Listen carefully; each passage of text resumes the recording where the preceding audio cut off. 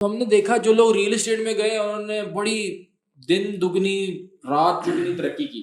اور کئی دفعہ اگر آپ ان سے پوچھو کہ یار یہ کس طرح یہ دھندا کیا ہوا, کس طرح یہ ہوا, تو وہ اس کا کوئی کلیئر مجھے سمجھ نہیں آتی ایک عام انسان کو. تو مجھے بتائیں کہ پاکستان کی ریئل اسٹیٹ کی مارکیٹ, کوئی بندہ کہتا ہے کہ یار میں ریئل اسٹیٹ کرتا ہوں, تو وہ کیا کر رہا ہوتا ہے, وہ چلتا کیسے ہے, مارکیٹ چلتی کیسے؟ پاکستان کی ریئل اسٹیٹ مارکیٹ میں ایک سب سے بڑا المیہ یہ ہے کہ یہ ریگولائز نہیں ہے. ہمارے پاس کوئی ایسی کوئی اتھارٹی نہیں ہے جو ریئل اسٹیٹ سے کے اکارڈنگلی جو اس کا کام کر رہا ہے ان کو بھی کوئی لائسنس ایشو کرے.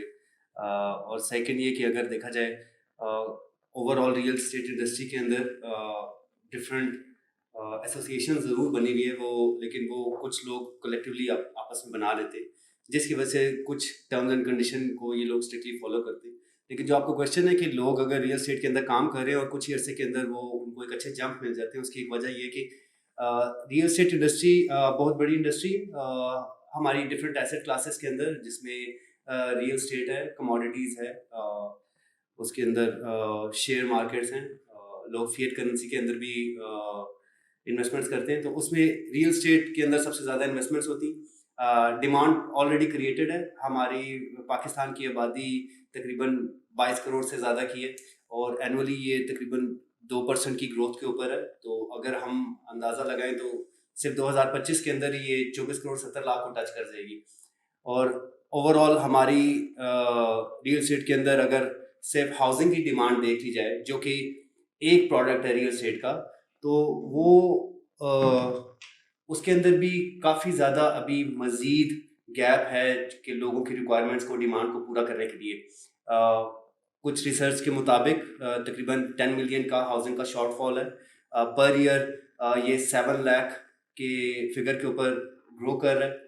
اور ابھی تک جتنی بھی سوسائٹیز بنی ہوئی ہیں جو پروجیکٹس ڈلیور کر رہی ہیں, جس میں پلاٹس ہیں اور پھر کچھ لوگ اس کے اوپر کنسٹرکشن کر کے بھی بنا رہے ہیں, پھر ورٹیکل بلڈنگس جو چل رہی ہیں, یہ تقریباً پر ایئر 2 لاکھ سے لے کے 2.5 لاکھ کا جو ریکوائرمنٹ ہے وہ مکمل کرتی ہے. تو ہر سال یہ گیپ بھی انکریز ہوتا رہتا ہے.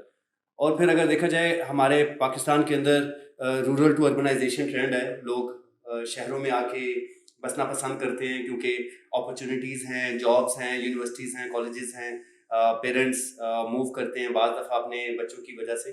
تو وہ جو پر ایئر جو شفٹ ہے وہ بھی تقریباً اراؤنڈ ہمارا 30 to 32% ہے, جس کے اندر بھی ہر سال ایک گروتھ کا فیکٹر ہے. پھر ہم آج سے اگر کوئی کچھ سال پہلے دیکھیں تو ہمارا ایک کمبائنڈ لیونگ سسٹم تھا, ہم جوائنٹ فیملی کے ساتھ رہتے تھے. لیکن اب لوگ نہیں پسند کرتے, ایون دکھ کی بات ہے بھائی بھائی کے ساتھ رہنا پسند نہیں کرتا. تو لوگوں کو رہائش چاہیے, یہ بہت ضروری ہے کہ لوگوں کو افورڈیبل رہائش چاہیے. ریئل اسٹیٹ ایک ہائی ٹکٹ آئٹم ہے.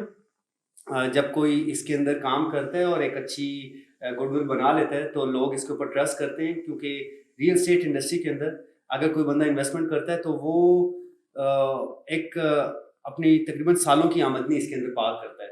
تو اس کے لیے بڑا ضروری ہے کہ اگر کوئی بندہ as a real estate agent یا اس کا ویلتھ کنسلٹنٹ اس کو صرف مشورہ دے رہا ہے, اگر وہ ٹھیک طریقے سے مشورہ دے رہا ہے اور اپنی یہ جو ریئل اسٹیٹ کی سیلنگ ہے پراپر ایتھیکلی کر رہا ہے, تو اس میں سیلز ہے اور سیلز کے اندر ریٹرن اچھے ہیں. چونکہ ریئل اسٹیٹ ہائی ٹکٹ ہے جیسے میں نے آپ سے پہلے کہا, اور اس میں نارملی ہمارے پاکستان کے اندر جو اناؤنس قسم کا کمیشن چلتا ہے وہ 1% سے 2% تک چلتا ہے. لیکن اس میں ٹاپ بھی چلتے ہیں کیونکہ بہت شفاف مارکیٹ نہیں ہے, ٹرانسپیرنٹ نہیں ہے, اور پھر بھی لوگوں کو ٹرسٹ کرنا پڑتا ہے کیونکہ منی ڈی ویلیو ہو رہا ہوتا ہے. اگر وہ بینکس میں رکھیں اور ہر سال ورتھ پیسے کی گر رہی ہوتی ہے تو انہوں نے کہیں نہ کہیں پار کرنا ہوتا ہے. ریئل اسٹیٹ ایک ٹینجیبل ایسٹ ہے, لوگ کانفیڈنٹ فیل کرتے ہیں اور پھر سالوں سے صدیوں سے دیکھ رہے ہیں اپنے آباء و اجداد کو, بڑوں کو, کہ وہ زمین کے اندر انویسٹمنٹ کرتے ہیں اور زمین کے ساتھ ان کا ایک لگاؤ ہے. ہمارے بہت سے شہروں کے اندر زمین کو ماں کی مانا جاتا ہے. تو اس لیے ریئل اسٹیٹ کے اندر جو بھی لوگ اس انڈسٹری کے اندر کام کرتے ہیں as a real estate consultant یا ایجنٹس, تو comparatively to other east markets اور کلاس میں یہ اچھا ریٹرنس دے جاتی ہیں ان کو سیلس کمیشنس کے اندر.